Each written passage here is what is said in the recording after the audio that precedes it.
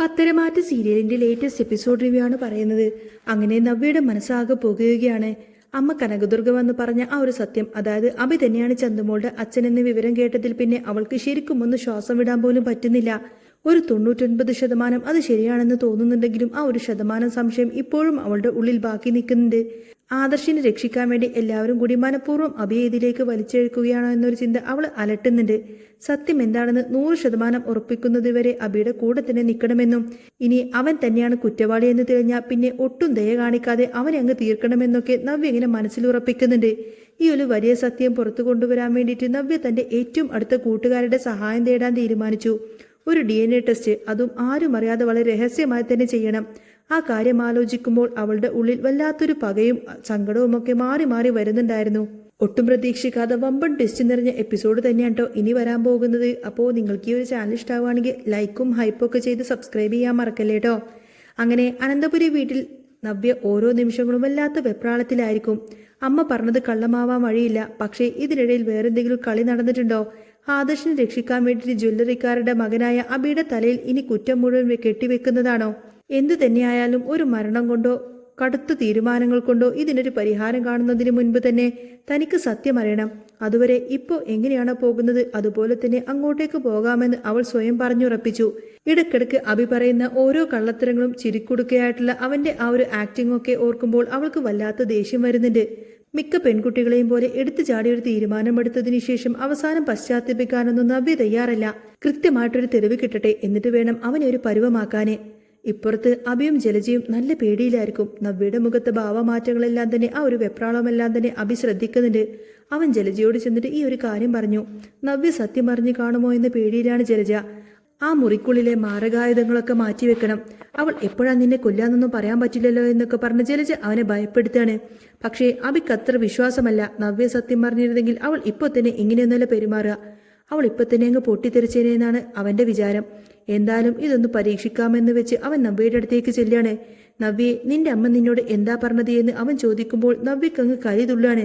എന്റെ അമ്മ എന്നോട് പലതും പറയും, അതൊക്കെ നിന്നോട് പറയണമെന്നെന്താ ഇത്ര നിർബന്ധം എന്ന് അവൾ ദേഷ്യത്തോടു കൂടെ തന്നെ പറയും. അത് കേട്ട് അഭിയൊന്ന് തകർന്നു പോയി. എങ്കിലും അവൻ വിട്ടുകൊടുത്തില്ല.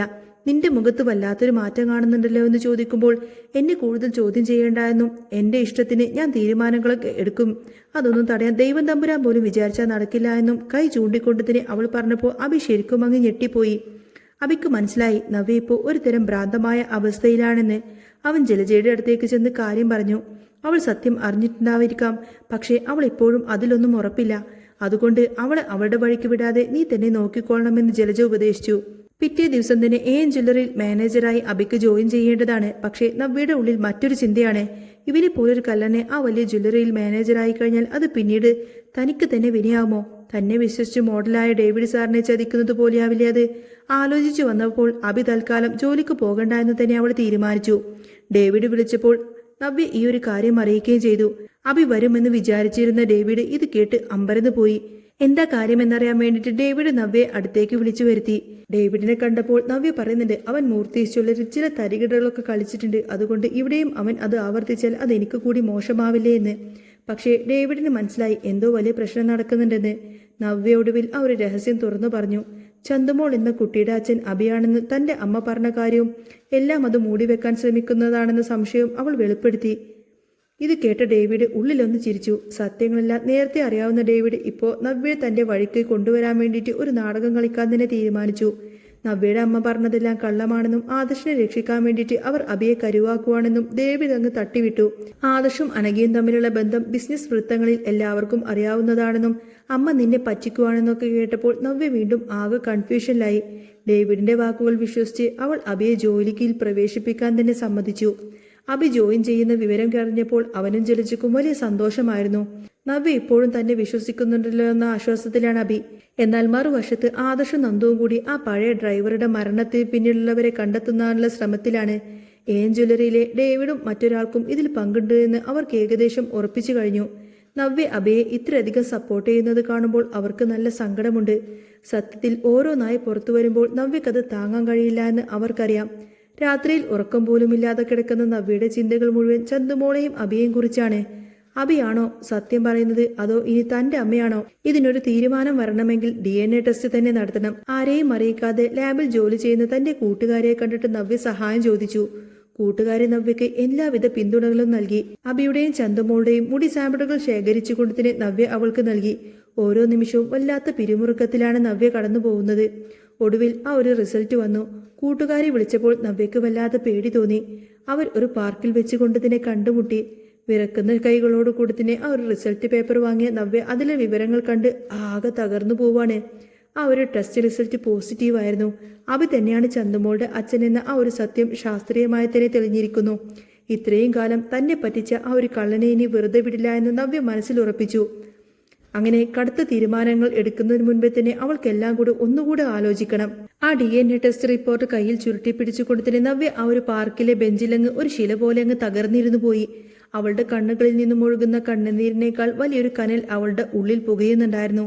ഇത്രയും കാലം പ്രണയമെന്നും വിശ്വാസമെന്നൊക്കെ പറഞ്ഞ് തന്നെയും തന്റെ കുടുംബത്തെയും ഒന്നടങ്കം വഞ്ചിച്ച ഈ ഒരു പാപിയെ എങ്ങനെയാണ് നേരിടേണ്ടതെന്ന് അവൾക്ക് യാതൊരുവിധ നിശ്ചയവുമില്ലായിരുന്നു. ചന്തുമോളുടെ ആ ഒരു നിഷ്കളങ്കമായ മുഖം ഓരോ വട്ടം ഓർക്കുമ്പോഴും നവ്യയുടെ ഉള്ളിൽ പക ആളിക്കത്തി. പക്ഷേ പഴയ നവ്യയെപ്പോലെ ഇപ്പോൾ പൊട്ടിത്തെറിക്കാൻ അവൾ തയ്യാറായിരുന്നില്ല.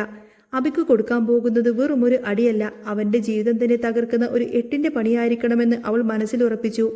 കണ്ണുനീരെല്ലാം തുടച്ചുകൊണ്ട് മുഖത്തെ ഒന്നും അറിയാത്ത ഭാവം വരുത്തിക്കൊണ്ട് തന്നെ അവൾ ആ ഒരു റിപ്പോർട്ട് ബാഗിൽ ഭദ്രമായി തന്നെ ഒളിപ്പിച്ചു വെച്ചു. വീട്ടിലേക്ക് എത്തിയപ്പോൾ അബി അവിടെ വലിയ രാജാവിനെ പോലെ ഒരുങ്ങി നിൽക്കുകയായിരുന്നു. പുതിയ ജോലിയുടെ ഗമയിൽ ജലജയും അവനെ പുകഴ്ത്തിക്കൊണ്ടിരിക്കുകയാണ്. നവ്യയെ കണ്ടപ്പോൾ എന്താ നവ്യേ, നീ എവിടെ പോയതാ? നിന്റെ മുഖം എന്താ ഇങ്ങനെ ഇരിക്കുന്നത് എന്ന് അബി ആ ഒരു പഴയ സ്നേഹം അഭിനയിച്ചുകൊണ്ട് ചോദിച്ചു. നവ്യ ഉള്ളിലെ ദേഷ്യം അടക്കി പിടിച്ചുകൊണ്ട് തന്നെ ഒരു കപട ചിരി ചിരിച്ചു. ഏയ് ഒന്നുമില്ലടാ, നമ്മുടെ പുതിയ ബ്രാഞ്ചിന്റെ കാര്യങ്ങൾ ആലോചിപ്പിക്കുമ്പോൾ ഒരു ടെൻഷൻ, അല്ലാതെ ഒന്നുമില്ല എന്ന് അവൾ മറുപടി കൊടുത്തു. അബിക്ക് ആ മറുപടിയിൽ വലിയ സംശയമൊന്നും തോന്നിയിരുന്നില്ല. എങ്കിലും നവ്യയുടെ ആ ഒരു മാറ്റം ജലജയുടെ ഉള്ളിൽ വല്ലാത്ത ചെറിയൊരു ഭയം ഉണ്ടാക്കിയിരുന്നു. നവ്യ നേരെ പോയി നന്ദുവിനെ രഹസ്യമായി വിളിച്ചു. പോലീസിന്റെ സഹായത്തോടു കൂടി തന്നെ ഡേവിഡിന്റെ ജ്വല്ലറിയിലെ കള്ളക്കടത്ത് വിവരങ്ങൾ കൂടി ശേഖരിക്കാൻ അവൾ പദ്ധതിയിട്ടു. അബിയെ മാനേജറാക്കി ഇരുത്തിക്കൊണ്ട് തന്നെ അവന്റെ ചതികൾ ഓരോന്നോരോന്നായി വെളിച്ചത്ത് കൊണ്ടുവരാനാണ് അവൾ തീരുമാനിച്ചത്.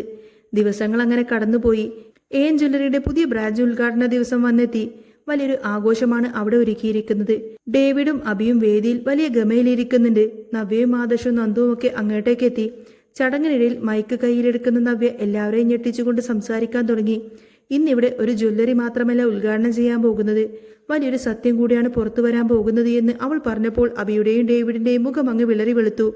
നവ്യ ആ ബാഗിൽ നിന്നും DNA ടെസ്റ്റ് റിപ്പോർട്ട് പുറത്തെടുത്തു. എല്ലാവരുടെയും മുന്നിൽ വെച്ചുകൊണ്ട് അബിയാണ് ചന്തുമോളുടെ അച്ഛൻ എന്ന സത്യം അവൾ അങ്ങ് വിളിച്ചു പറഞ്ഞു.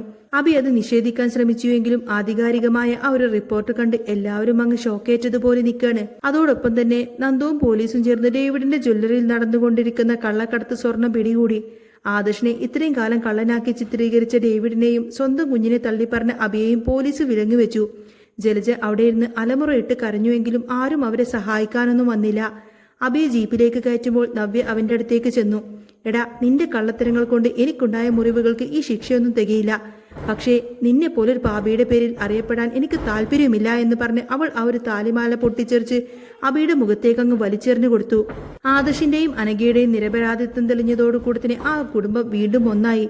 നവ്യ തന്റെ ജീവിതം പുതുതായി പടുത്തുയർത്താൻ തന്നെ തീരുമാനിച്ചു. ചതിയും വഞ്ചനയുമൊന്നുമില്ലാതെ ഒരു നല്ല നാളേക്കായി. ഇനി അബിയും ഡേവിഡും ജയിലഴികൾക്കുള്ളിൽ തന്നെ കിടന്നിട്ട് തന്റെ പാപങ്ങൾക്ക് പ്രായശ്ചിത്തം ചെയ്യട്ടെ.